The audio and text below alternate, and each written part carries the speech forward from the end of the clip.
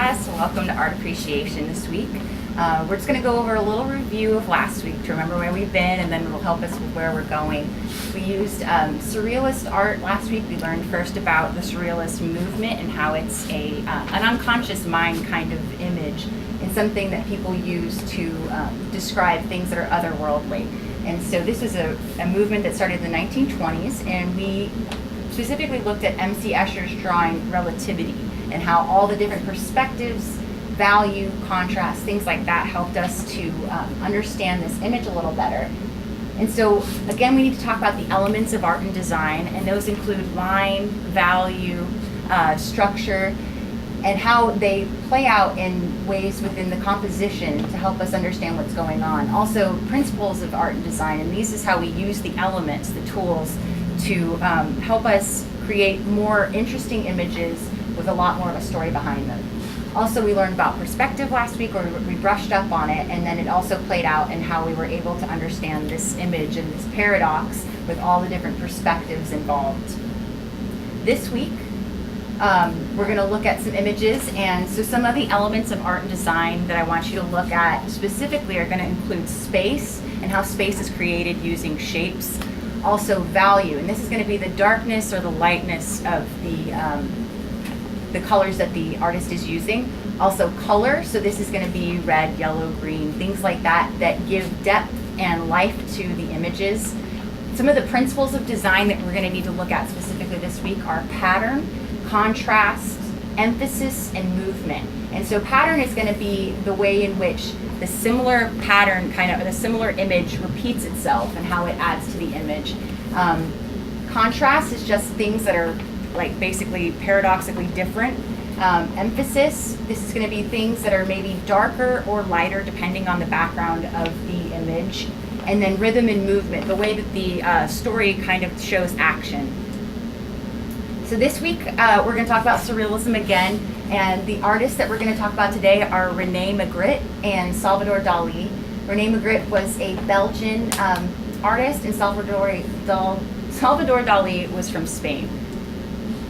Okay, and so here are the two images we're going to look at this week. We have The Marches of Summer by René Magritte, and this was in 1939. So this was kind of the beginning of the Surrealist movement.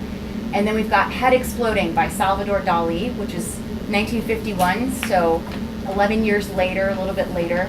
And so I want you to take a few minutes to think about these two images in the concept, or in the contrast of what we were just speaking about with the elements and the principles of art and design. So think about the repetition of patterns, the value, and if you can, think about the similarities between these two images, the differences that they have. Oops. And we'll talk about where you guys come up with in just a moment. So I'm going to give you about 2 to 3 minutes to just think about what these images have, if they're similar or different. All right. Well, they're both bodies of people that aren't people.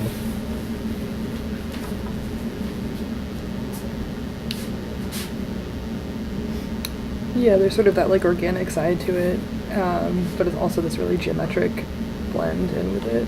Yeah. The one on the left seems completely out of like reality, and then the back of the dolly one, it kind of seems like it's within, like that back. It seems like it's real world.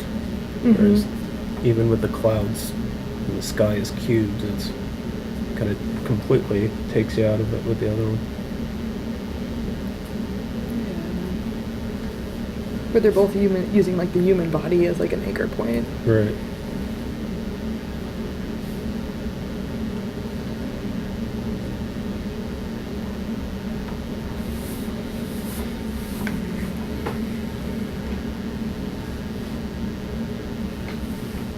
Seems a lot more emotion in this one too.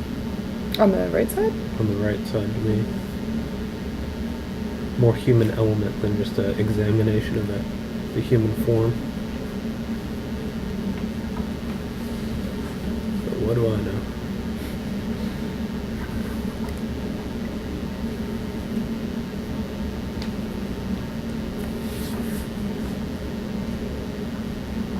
now that you've had some time to think about this, I'd like you to pair up and just compare notes with your partner. See if you think differently than they do, and if you do, maybe try to convince them that your way is right. And we'll just give that a couple minutes, and then I'm going to ask that you guys share with the rest of the class.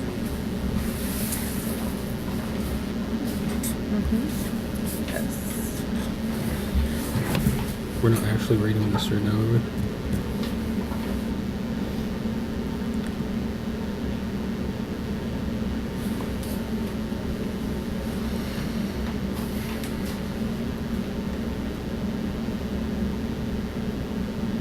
I think I agree with most of these points. There's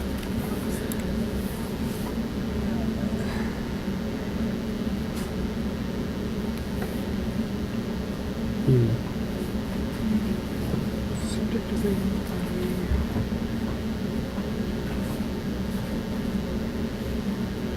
Okay, so I'm going to go ahead and cut it short, but I think you guys have had enough time to kind of talk. I've been listening over your conversation. Sounds like you're on the right path.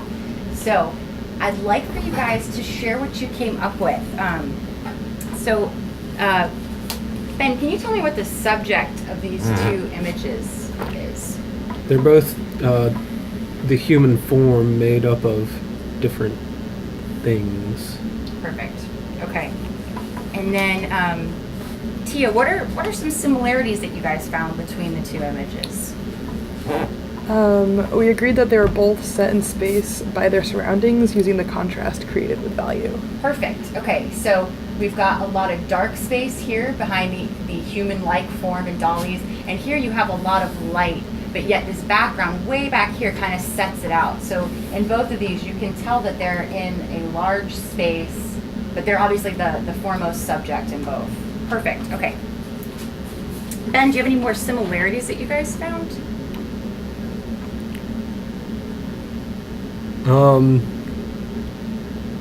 There's the natural element in both of them, and then the synthetic, like the man-made Perfect.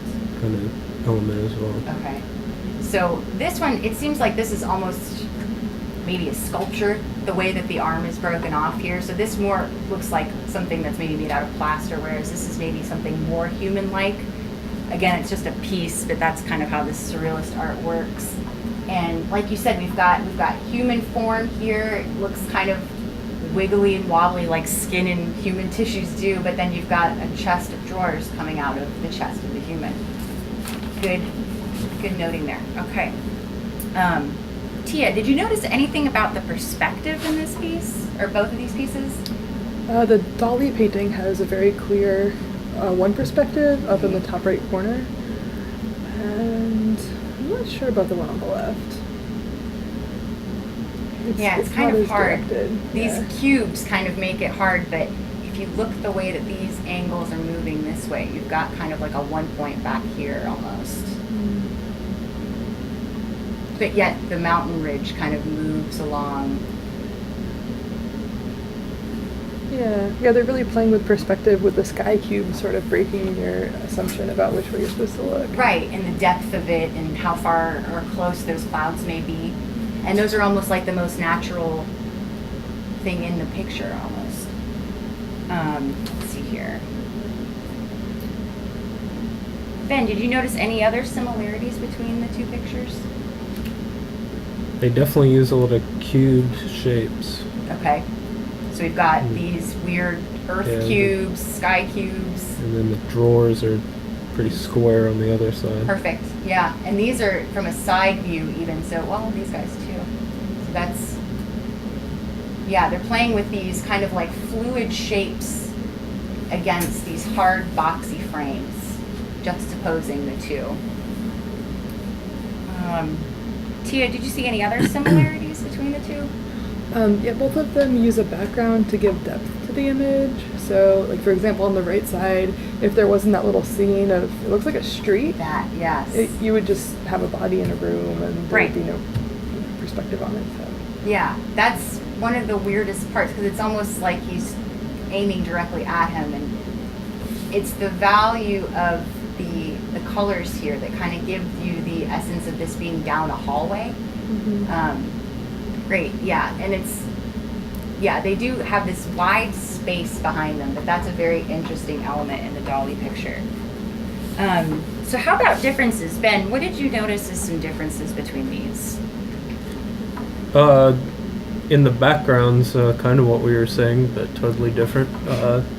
The one on the left, the Magritte, it's almost, minus the cubes, it's like a natural background, something that if it wasn't distorted, you'd almost expect to see, whereas outside of that little right corner in the dolly, it's just abstract. Right. Like Tia was saying, if you didn't have it, you wouldn't even know there was a space at all. Yeah, it could be completely two-dimensional looking almost. Right. Good point. Okay. Tia, did you notice any differences between the two?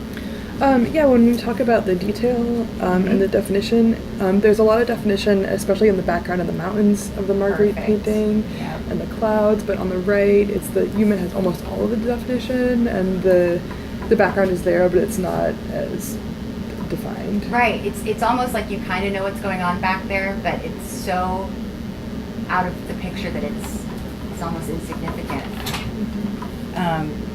Okay, Ben, any other differences between the two? The